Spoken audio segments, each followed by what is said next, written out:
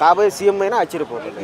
అంటే ఇప్పుడు ఈ విషయాలన్నీ కూడా వేరే పార్టీ వాళ్ళు కాకుండా టీడీపీ వాళ్ళే అంటున్నారు. ఇవి అన్న మాటల వల్ల పార్టీలో చీలకలు వచ్చే అవకాశం ఉందంటారా? ఒక రకంగా చాలా తప్పండి. ఎందుకంటే చంద్రబాబు నాయుడు గారిని వాళ్ళ అధిష్టానాన్ని వాళ్ళ నిర్ణయాన్ని తీసుకుని వాళ్ళు మాట్లాడాలా.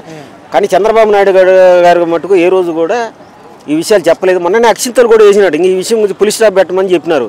కాబట్టి మన ట్రాఫిక్ తప్ప ఇవన్నీ ఏం లేదు. నాకు తెలిసి ఇవేమి ఉండదండి. ఈ పీరియడ్ వరకు అయితే ఏమి ఉండదు. డిప్యూటీ సీఎంగా అంటే అతను ఈరోజు చూడండి, శ్రీకాకుళం ఆ ఏరియా పోతే మంచి మంచి రోడ్లు ఉన్నాయి. ఈరోజు అదంతా పవన్ కళ్యాణ్ గారు చేసిన కృషే కదా. కాబట్టి డిప్యూటీ సీఎంగా ఉండాలా. పవన్ కళ్యాణ్ గారు కూడా సీఎం అయ్యే అర్హతలు ఉన్నాయండి. కాకపోతే పవన్ కళ్యాణ్ గారు ఇంకొద్ది కాలం రాజకీయాల్లో చంద్రబాబు నాయుడు గారిని అనుసరించి చంద్రబాబు నాయుడు గారు ఏ విధంగా పరిపాలిస్తున్నారని తెలుసుకున్న తర్వాత అతను కూడా పోటీ పడినా ఆశ్చర్యపోలేదు. కానీ ఈ పీరియడ్ వరకు ఇలాగే కొనసాగడం అనేది మంచి. డిప్యూటీ సీఎంగా పవన్ కళ్యాణ్ గారికి మంచి పేరు వస్తుందని కొంతమంది కావాలని విధంగా చేస్తున్నారు అంటున్నారు. ఒక రకంగా చెప్పాలంటే అసలు వీళ్ళు మంత్రులు కానీ వాళ్ళు కానీ మాట్లాడడం కూడా కరెక్ట్ కాదండి.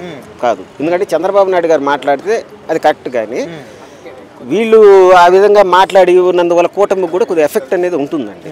ఖచ్చితంగా ఉంటుంది. ప్రజల్లో అసలు ఆ విధమైన భావన రాకూడదు.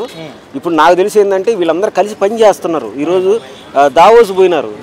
ఏ రోజైనా జగన్ గవర్నమెంట్లో దావోస్ పోయినారండి. చలి డిగ్రీలు, ఆ డిగ్రీలు, ఈ డిగ్రీలు అని కూర్చున్నారు. కానీ చంద్రబాబు నాయుడు గారు ఎంత కష్టపడుతున్నారు, లోకేష్ గారిని తీసుకుని పోతున్నారు, ప్రాజెక్టుల గురించి ఉంటున్నారు, బిల్ క్లింటన్ కలిశారని కూడా వచ్చింది. అది ఎంతవరకు నిజమో కూడా నాకు తెలియదు.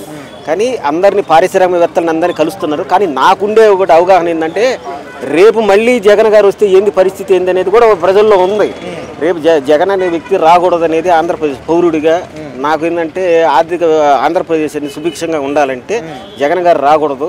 చంద్రబాబు నాయుడు నాయకత్వంలో ఉండాలి. పవన్ కళ్యాణ్ కూడా చంద్రబాబు నాయుడు ఉండేటటువంటి విజన్ని అర్థం చేసుకుని అతను కూడా అవగాహన చేసుకుని రాబోయే కాలంలో అతను కూడా సీఎం స్థాయికి రావాలని. అయితే ఇప్పుడు డిప్యూటీ సీఎం ఉంటేనే ఇంత మంచి అభివృద్ధి చేస్తున్నాడు కదా, ఒకవేళ సీఎం అవుతే ఇంకెట్లా ఉంటుంది? చాలా బాగుంటుంది. అందులో ఏం లేదండి, చాలా బాగుంటుంది. కాకపోతే ఏంటంటే ఇంకా ఆర్థిక వ్యవస్థ మీద ఇంకా వీటి మీద అతనికి పూర్తిగా అయితే అవగాహన అయితే లేదు. కానీ లోకేష్ గారికి ఉందండి. లోకేష్ గారికి ఉంది, సబ్జెక్ట్ ఉంది.